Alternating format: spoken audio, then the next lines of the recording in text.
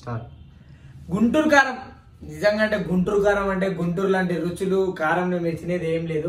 అట్లాంటి గుంటూరు కారంలో మహేష్ బాబు గారు నిజంగా ఒక డైలాగ్ మీరు సాంగ్ గా పెట్టడం నిజంగా అంత మంచి తోపు హీరో, అంత మంచి రేంజ్ ఉన్నది ఒక డీజే సాంగ్. అది మళ్ళా రేపు తర్వాత ప్రేక్షకులు ఎట్లా తీసుకుంటారు?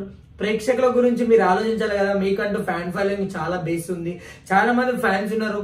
మీరు అట్లాంటిది మీరు ఇలాంటిది చేయడం మీరు ఎట్లా అసలు అన్ఎక్స్పెక్టెడ్ మీరు ఈ సాంగ్ తీసుకోవడం ఏంది? మడత పెట్టిస్తుంది పబ్లిక్ ఏ విధంగా అని మిమ్మల్ని అసలు మీరు ఎట్లా యాక్సెప్ట్ చేసినారు నిజంగా అంటే నాకు ఇప్పటికి కూడా అర్థం కాలేదు. త్రివిక్రమ్ గారు వాళ్ళు ఏదైనా జరగాలని చెప్పి ఏదేదో తీసుకుని ఉండొచ్చు, చెప్పలేం. కానీ మీరు దీన్ని యాక్సెప్ట్ చేయడానికి నిజంగా నాకు అయితే అర్థం కాలేదు ఇప్పటికి కూడా. నేను సాంగ్ చూసినా కానీ సాంగ్ అయితే చాలా బాగుంది, చాలా చాలా బాగా నచ్చింది నిజంగా.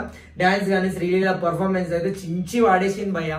శ్రీలీల డాన్స్ కి నిజంగా అంటే కొన్ని వేల మంది ఫ్యాన్స్ ఉంటారు.